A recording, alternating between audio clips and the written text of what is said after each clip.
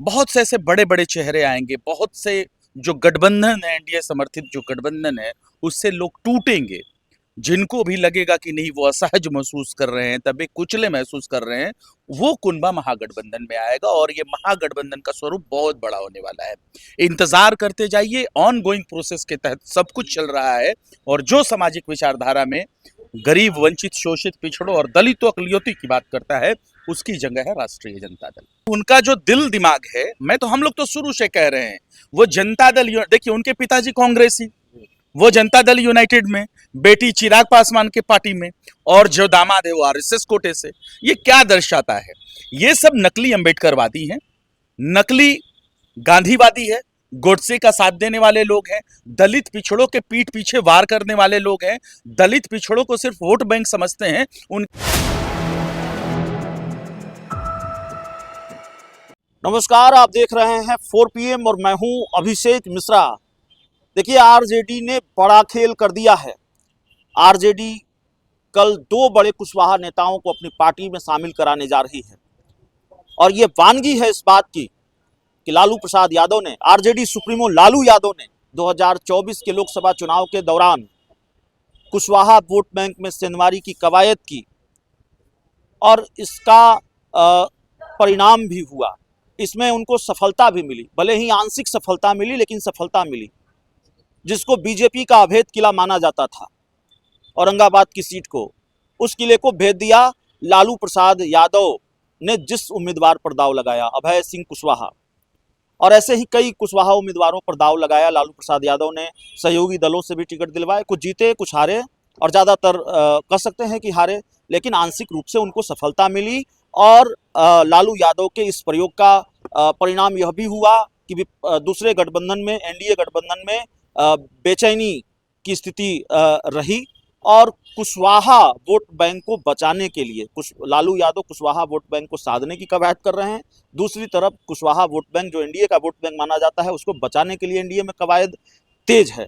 हमारे साथ आरजू खान साहब हैं, आरजेडी के प्रवक्ता हैं, और जाहिर तौर पर कुशवाहा पॉलिटिक्स पर बात करेंगे और जो दूसरे सवाल हैं उस पर भी बातचीत करेंगे। आरजू खान साहब, जानकारी मिली कि कल रेणु कुशवाहा, बिहार सरकार की पूर्व मंत्री हैं, सांसद रही हैं, वो शामिल हो रही हैं पार्टी में, और राघवेंद्र कुशवाहा और इसके साथ कई और लोग शामिल हो रहे हैं। 2 बड़े कुशवाहा नेताओं को अपने साथ आरजेडी लाने में सफल हो रही है। कल कार्यक्रम है, कल वो शामिल हो जाएंगी। कुशवाहा पॉलिटिक्स, देखिए, मैं शुरू से कहता हूं कि सामाजिक विचारधारा की हम बात करते हैं। माई के साथ बाप की पार्टी और A to Z की पार्टी है, हम सबकी बात करते हैं। स्पेशली हम जाति की राजनीति नहीं करते हैं। अगर वो हिंदू मुसलमान की राजनीति की कोई अगर करता है इस देश में, तो उसका नाम भारतीय जनता पार्टी है। बहुत से ऐसे चेहरे आपको, अभिषेक जी, सामने आएंगे जो कि महागठबंधन में नजर आएंगे, जो समाजवाद में विचार रखते हैं। अभी तो ये शुरुआत हुई है। बहुत से ऐसे बड़े बड़े चेहरे आएंगे, बहुत से जो गठबंधन है, एनडीए समर्थित जो गठबंधन है, उससे लोग टूटेंगे। जिनको भी लगेगा कि नहीं वो असहज महसूस कर रहे हैं, तभी कुचले महसूस कर रहे हैं, वो कुनबा महागठबंधन में आएगा और ये महागठबंधन का स्वरूप बहुत बड़ा होने वाला है। इंतजार करते जाइए, ऑन गोइंग प्रोसेस के तहत सब कुछ चल रहा है। और जो सामाजिक विचारधारा में गरीब, वंचित, शोषित, पिछड़ों और दलितों, अकलियोती की बात करता है, उसकी जगह है राष्ट्रीय जनता दल। ठीक है। एक दूसरा सवाल है, जेडीयू के मुख्य प्रवक्ता नीरज कुमार का बयान सुना होगा आपने। वो कह रहे हैं बोर्ड और आयोगों में नियुक्तियों को लेकर एक तरफ आप लोग सवाल उठा रहे हैं, तेजस्वी यादव बोलते बोलते इतना बोल गए, यह भी बयान उन्होंने दे दिया, भाई दामाद आयोग का भी गठन कर दीजिए, मेहरारू आयोग का भी गठन कर दीजिए। और आपकी पार्टी के दफ्तर के सामने पोस्टर लगा है, नेशनल दामाद आयोग, और क्या क्या तंज कसा गया है। जो बोर्ड और निगमों में नियुक्तियां हुई हैं, बोर्ड और आयोगों में नियुक्तियां हुई हैं। नीरज कुमार जो जेडीयू के मुख्य प्रवक्ता हैं, उनका 2 बयान बहुत चर्चा में है। एक तो वो कह रहे हैं अपनी ही पार्टी के बड़े नेता सरकार के मंत्री के खिलाफ मोर्चा खोल दिया। कह रहे हैं कि अशोक चौधरी का जो शरीर है वो जेडीयू में है और आत्मा आरएसएस में है क्या, और नीतीश कुमार को अंधेरे में रखकर ये फैसला लिया गया है। देखिए, हम तो शुरू से कहते आ रहे हैं कि नीतीश कुमार जी अचेत हैं, पकड़ुआ मुख्यमंत्री हैं। जब कुछ होता है बिहार प्रदेश में, जब बड़ा कार्यक्रम होता है, तो 2-4 लोग जाते हैं, नीतीश कुमार को पकड़ते हैं और पकड़ने के बाद बाइट चलवा देते हैं। अचेत अवस्था में है और उस अचेत अवस्था का फायदा दो चार लोग जो उनके अगल बगल इर्द गिर्द जो रहते हैं वो उठा रहे हैं। वो सब आप लोगों ने देखा है।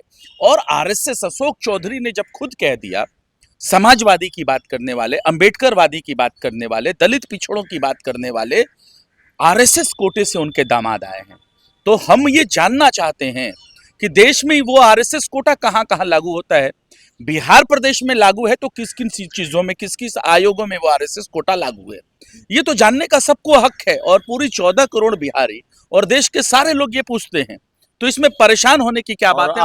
आरएसएस कोटा से कितने लोगों को टिकट मिलेगा? ये भी है कि कहीं उनका जो दिल दिमाग है, हम लोग तो शुरू से कह रहे हैं, वो जनता दल, देखिए उनके पिताजी कांग्रेसी, वो जनता दल यूनाइटेड में, बेटी चिराग पासवान के पार्टी में, और जो दामाद है वो आरएसएस कोटे से। ये क्या दर्शाता है?